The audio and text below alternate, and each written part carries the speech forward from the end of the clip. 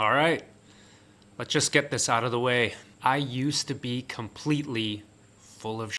I mean, I thought I had it all figured out, Success, partying, women, the grind. I was checking all the boxes, but deep down, I was completely lost. Like, who the hell am I lost? And when you don't know who you are, you do one of two things. You run from it or you numb it. Well, I did both. Drinking, weed, work, sex, distractions, whatever kept me from sitting alone with my own thoughts. But no matter how fast I ran, no matter how much I achieved, that feeling always crept back in, that something was missing. Then I hit a breaking point. It wasn't just one moment, it was a series of moments. I realized that my friendships weren't actually real. I really just had a bunch of drinking buddies. The conversations were all surface level, and when I stopped partying, well, that's when the invitations stopped. But I wasn't losing friends. I was losing the distractions that kept me from realizing we were never truly connected.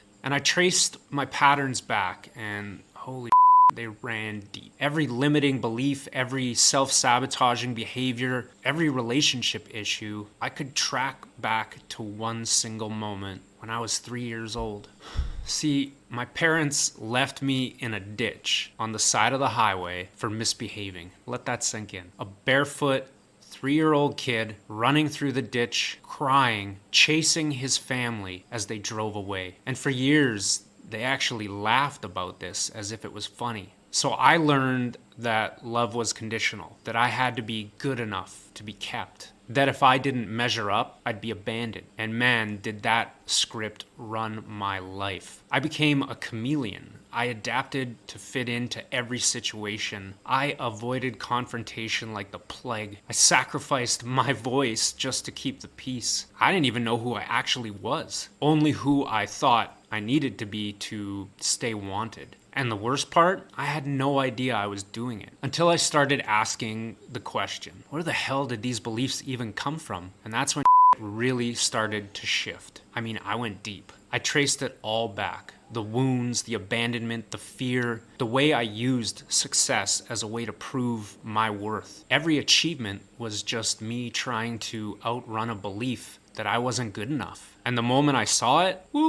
I could not unsee it. I mean, no amount of money, status, or women were ever going to fix something that could only be healed from within. So I did the work. I faced the pain. I've sat with my wounds instead of running from them. And for the first time, I stopped trying to achieve my way to freedom, and I actually felt it. And now, that's what I help other men do. Because I know what it's like to feel trapped in your own mind, to chase everything they told you would make you happy, only to one day wake up wondering, why do I still feel so empty? And that's what Freedom Code's mastermind is all about. It's the path I wish I had when I was deep in it. The step-by-step process to breaking free from the stories that keep you stuck, from the limiting beliefs that have run your life, from the conditioning that has kept you in a prison of your own mind. It's not about throwing everything away. I mean, you get to keep that drive, that ambition, that power, that strength. You just finally get to enjoy it. Because when you strip away all the fears, the false identities, the need for external validation, what's left? Well, that's your true self. And that's real freedom. So the question is, are you ready to stop running?